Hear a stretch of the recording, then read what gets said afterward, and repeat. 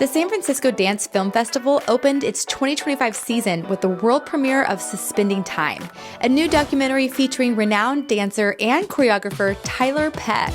This special screening took place at the Lucasfilm Premiere Theater, an exclusive venue at the heart of George Lucas's San Francisco campus, known for hosting some of the world's most prestigious film events. Just beyond the Yoda fountain, we stepped inside to meet Tiler and experience her latest creative chapter on the big screen. Tiler Peck is one of today's most celebrated artists, a principal dancer with New York City Ballet, a visionary choreographer, and now a filmmaker whose work seamlessly bridges classical precision with contemporary expression. And tonight marked the debut of her most personal project yet. I'm here with the amazing Tiler Peck. Tiler, congratulations on your film. What are you feeling now that it's here, it's live, it's ready to be seen by the public?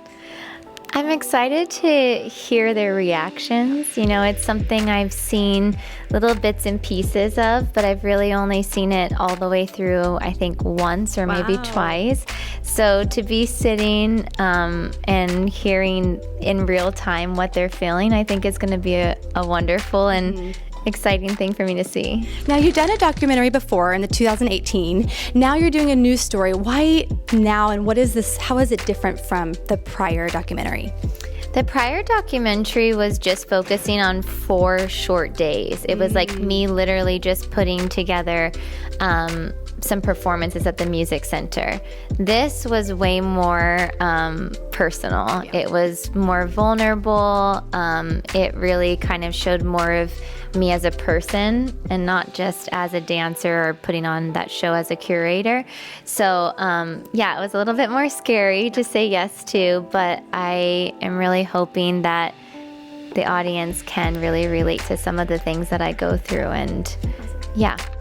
Initially, the director of our film, Alex Ramsey, wanted to create a short film about a dancer coming back from an injury, and I was still dancing at the time, and he said, "Can I do a short about you?" And I said, "Well, I'm not that interesting, but I know somebody who is, and who's really injured, and we're not sure if she's ever going to dance again, and that's Tiler Peck."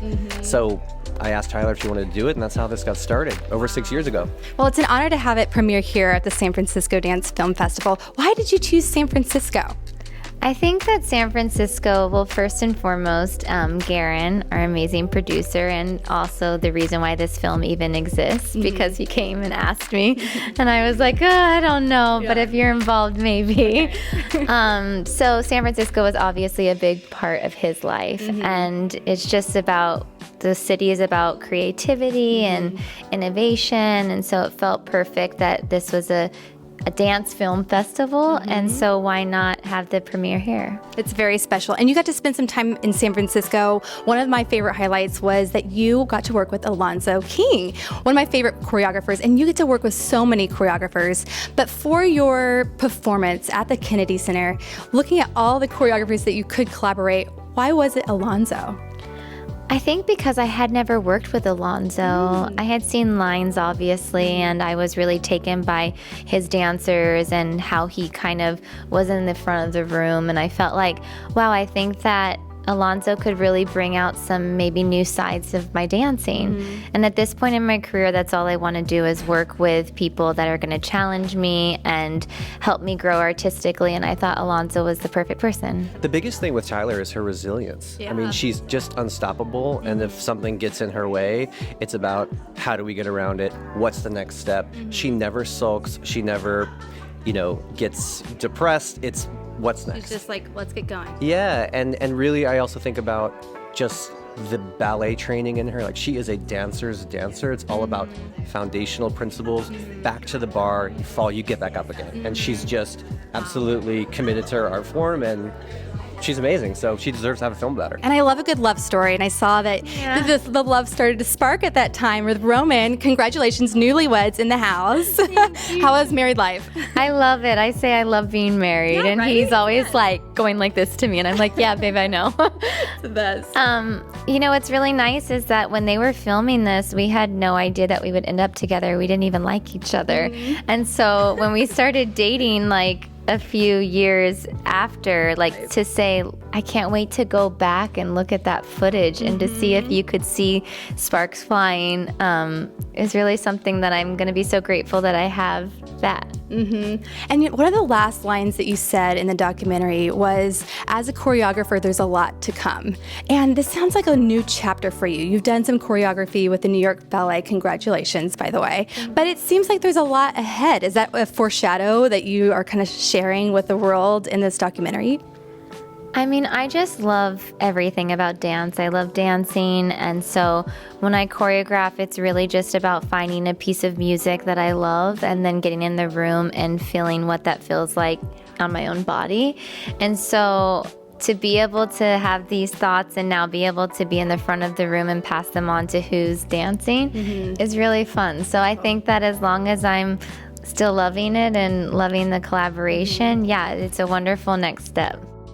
Producing an independent film is not an easy thing. No. We were not attached to a studio for about 4.5 years. That's when we started working with PBS. But until then, we shot most of the film just on our own. Wow. So really bootstrapping it together, asking people for help, asking people for support, asking choreographers like Alonzo King or Christopher Wheeldon or William Forsythe, hey, can we use your choreography? Yeah. We want to shoot her doing a rehearsal, whatever. And all of them being so supportive along the way.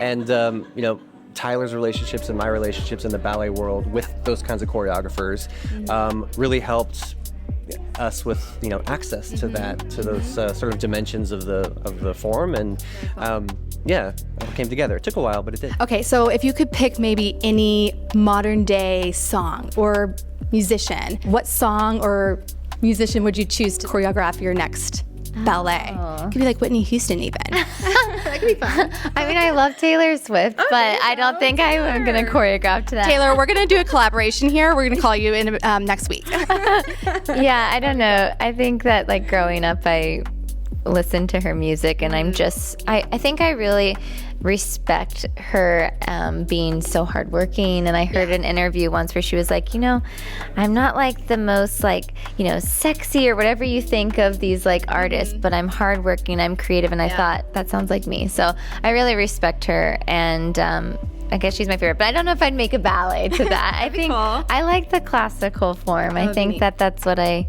have to offer, because not everybody does it now. So I'm kind of sticking with that right now. And then someone said too in the film, to be a choreographer, you have to have a reason. What is your reason? I think it's just my love for dance, honestly. I think it's the most wonderful career. I would tell anybody to go into it. It definitely has its obstacles. It's not easy at all, but I think if you love it, there's no better feeling. Like, I can't believe that I get to call dance work. I know. That's amazing. And to have supporting friends around you. And Misty Copeland just took her final bow. Yeah. What are your thoughts on that as she enters her new chapter? I love Misty. She's we've had many conversations where I said to her, like, there's just room for so many different types of ballerinas. And I think that it's been really wonderful that our careers kind of overlapped a bit, because we're so different, but yet we both want to try to make ballet more accessible and relatable. And so I think what she's done for the art form is really pretty amazing. And I have to give you credit too. You're talking about Taylor Swift, you're talking about, Misty, but I have to say you are trailblazing too, because you're relatable. I love what you do on Instagram. I love that you're writing books now for kids. Tell us about the book. Well, I just think that if you have all this knowledge and you're not sharing it, like, why do you know it? Right. So to me, the best thing was to make this book. I feel like dance is such a young art form. Like, we get thrown into it so young, and we're just supposed to, like, are we expected to know everything? Right. And so I thought, I bet you there's a lot of things that maybe some dancers might need help knowing, even if they're like tough topics like dealing with competition or finding a summer course. Like, I touch on so many different topics, but I thought I could be their ballerina big sis. Very cool. You took a risk and it's all coming together, and that's exciting to see. Okay, so last thing, what was your favorite part about creating this documentary? Celebrating the world premiere right here in San Francisco at the San Francisco Dance Film Festival.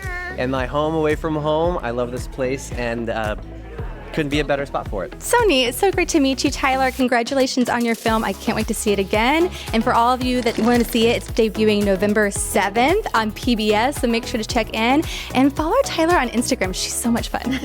Nice to meet you. Thank you.